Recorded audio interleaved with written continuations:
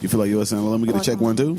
Check 1 2 1 2 check 1 2. Okay, there we are. Okay. It's always lovely right there. I'm in full voice mic now. check 1 2. We back at it again for episode number 28. 28.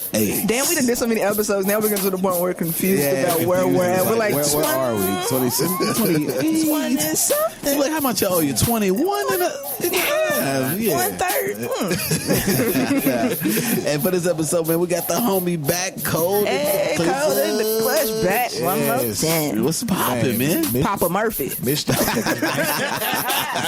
Papa Murphy. Papa Murphy. Hey, first I want to say, like, I appreciate both of y'all. Like, y'all, like, officially my family. Like, y'all called, text, made sure I was good, made sure baby Sebastian was good, made sure Lydia was good. Like, so I definitely appreciate y'all prayers, y'all thoughts. Oh, you know what it is, B. For real. I mean, come on, man. We're gonna make it do what it do. You know what I'm saying? Don't make something happen. That's Baby Bash, you know. Yeah, young baby Bash in the world, born July 8th. July 8th. Shouts out to all the cancers. Cancer season. Still in Soon, effect. I like, swear to God, soon when he was born, I was like, he's a damn cancer. Hey. And I was like, you know what? But I deal with my cancer See? niggas on the regular. So it works. So I know. It So I know. works. You're a Taurus, though, right? Yep. Yeah, we good. Yeah, Good man. money. Yeah. We get along just fine. All day. So y'all, right here on the 321 podcast, man, you know what it is. It's your homie, DJ Z Nice. Stop for it. Hold on, let me run it back. Like a Hold on. Yeah, That was not it. That wasn't your regular routine right there. run it back. I didn't know if I should have jumped in I know, or what. right? I was Look, real players is allowed to mess up too. Right. Look. Please fuck up all the time. Okay, you ready? Mic check 1 2, man. You know what it is. We got the 321 podcast. I got your homie. It's you every time. You No, it you, is. you say you, then you go say her, me, then me. right. I like this. Let's act like we've done this 28 times. Yeah, So. this is episode number 28. Let's act like we've done this Ready? 28 times. Mic check Go 1 for 2. You know what it is, man. It's the 321 podcast. You got your homie DJ Z Nice, and I got my other homie. Your girl, Red. And my other homie. Cold in the motherfucking clutch. We back. And we back like could crack. You know what it is. Coming off of episode number 27, man, we had the it was a dope episode. I feel like we had the homie Romel with 2 L's. You know With what I'm 2 saying? L's. The lyrical assassin did his thing, man. Shot the the acapella freestyle. That was Yeah, he went hard. He did his thing, man. It was real deep, what he was talking about. And just his background and what he did, how he said he came, you know what I'm saying, came back to Louisville to see his brother.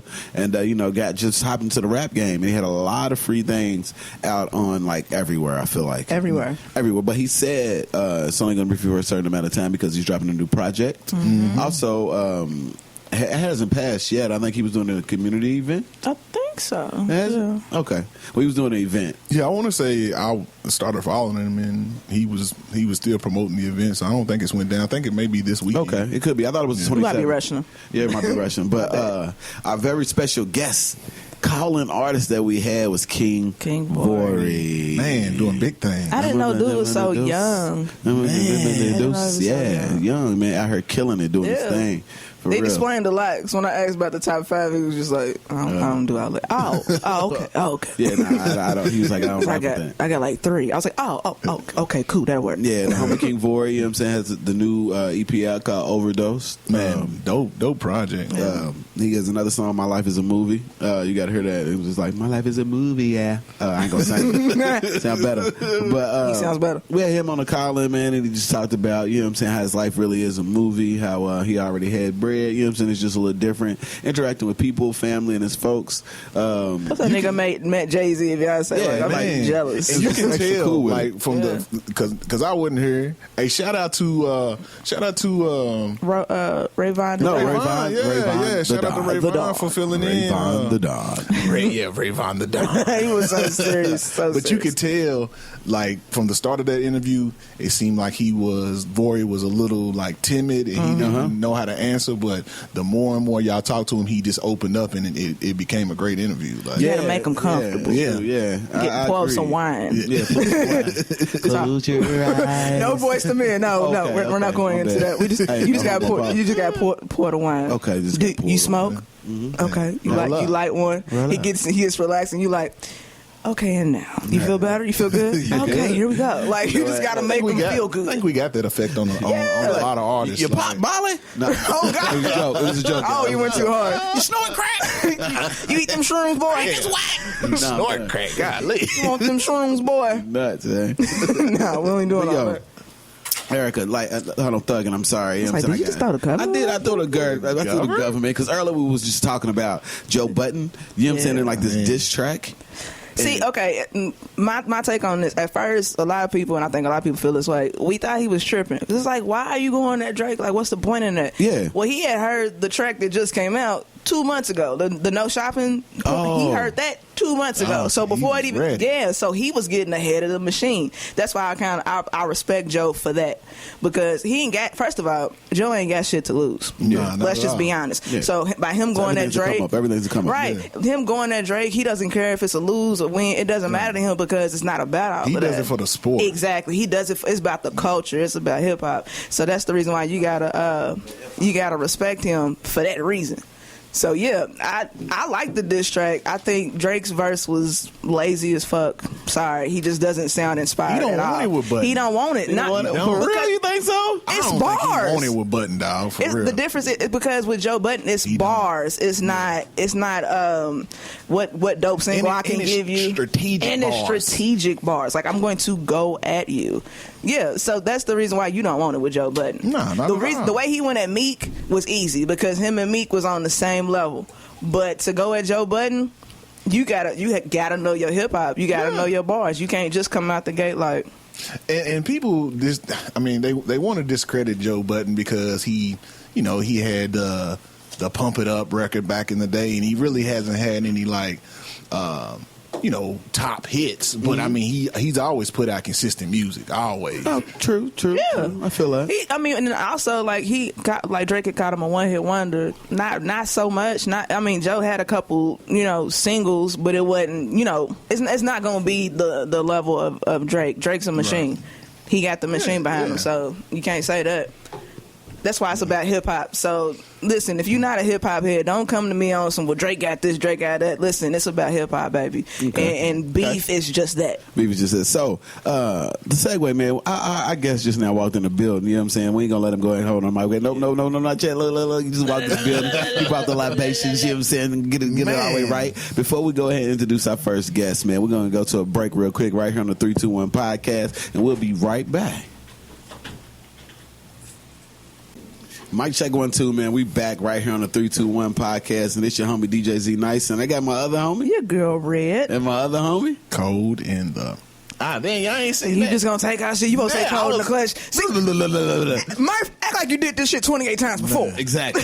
28 times before. Got you, man. I was waiting on y'all. No, you don't interrupt us and just go ahead and say cold in the motherfucking clutch. You supposed to say cold in the clutch. Yeah. And that's it. And what we supposed to say? And then we say cold in the motherfucking clutch. Yes. Welcome back, my homie. My homie cold in the clutch took a little, a little leave of absence. He had baby. He was on what is it, maternity leave? Yeah, he was on baby daddy duty.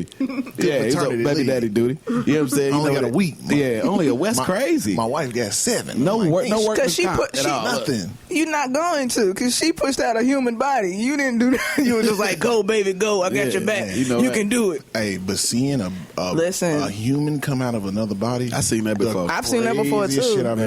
I seen my cousin do it. I said, we sisters now. I said, because I've seen like this. I don't need to see this part of you. No. So to be here and like see all this shit, I said, we are closer. The first thing I said to my son, I was like, man, you fucking up my shit.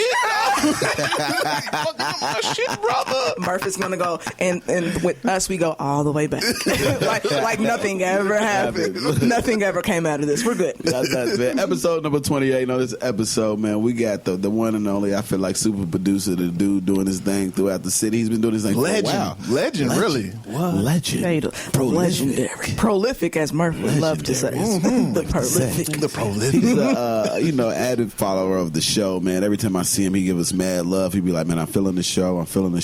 But one day he put the strap out on me in the club and said, when you gonna put me on the show? And I was like, all right, you gonna go on the show. He said, you gonna put me on the show, or you gonna put me on the show? Put me on the show. He's showing the two options. So, man, we went ahead and linked up, you know what I'm saying, made it do what it do, and now I got the homie in the building, man. What's good, John? What's up, brother? What's poppin'? Happy to be here, finally. Finally? Look at him, finally. Is that what it is? Motherfucker. Yeah, I'm gonna let it be known. Okay. Let it be known. What you been up to, though? I just been chilling, man, working. Got a nice little situation. Been grinding. Making some moves in and out of state. In and out the state? Yeah. Okay. But what I know, every time I see you in and out the state doing something, working with somebody, you know what I'm saying, getting it popping. But for the people that do not know who Jon Woo is, let them know a little bit of background about yourself. I mean, originally I'm from Radcliff, Kentucky. Shout out to the cliff. Shout out to the cliff, right? I had to get out of there ASAP. But, while I was down there, I made a name for myself as a producer. But I moved to, from Radcliff, I moved to New York. I was homeless down there. I got a call. It was like, yo, we need a producer in New York. So I made some moves, copped a ticket to New York, got up to New York, was up and ended up living there for about 4.5 years. Then I came back here. So when you first got to New York, if you homeless down there, you go to New York, where'd you stay? Like what happened? In the studio.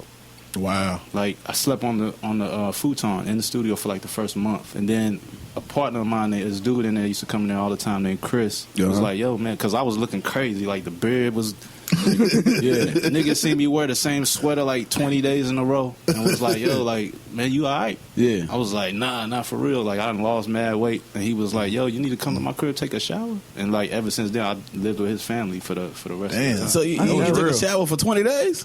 I would take a shower like once a week. The dude who had me up there, he's a good dude, but But it's all, you got to do what you got to do, man. He would grab me like once a week. That's, because he's running around the city doing his thing. Right. So it'd be like once a week I'll go wash up, eat some chicken and Swedish fish. Swedish fish. That was my diet. You know what I'm saying? Damn. Yeah. So, you lost mad weight, didn't you? Oh, yeah. People, when I would come home, people would be like, man, like, are you sick? Right. Like, you got that thing? But that's mad dedication, though. But I'm looking like, what you mean? Like, I feel great. Yeah. Like, nah, man, you look terrible. So when you was up there, man, do you feel like it was like your little training zone? Yeah. I was like this, man. I wanted to do music, and like I said, it was almost out of a necessity that I had to go because I was homeless. Like I had nowhere to stay. You know what I'm saying? So the dude called me, was like, "Yo, I'll come to the lab up here," and that's why I did that. So, but when I got up there, literally when I got off the train, as soon as I got off the train, a dude was standing at the train, was like, "Man, you Woo?" I was like, yeah. Get out of here. Yeah, because there's not a lot of Asian and black dudes. Like, you know what I'm saying? He was like, I was like, yeah. He was like, come with me. We'll walk right across the street. Studio was right across the street. Damn. And I was like, within 15 minutes, I was engineering. Damn. Wow. Get to work. He was like, look. He was like, look, bro, I need you to go outside and pick this dude up. He's the only Asian and black getting off the train. You're not gonna see anything else like him. You're not gonna see anything like him. I'm Woo. Yeah, so I mean, within 15 minutes I was working, man. That turned into something, that lasted like 4.5 years.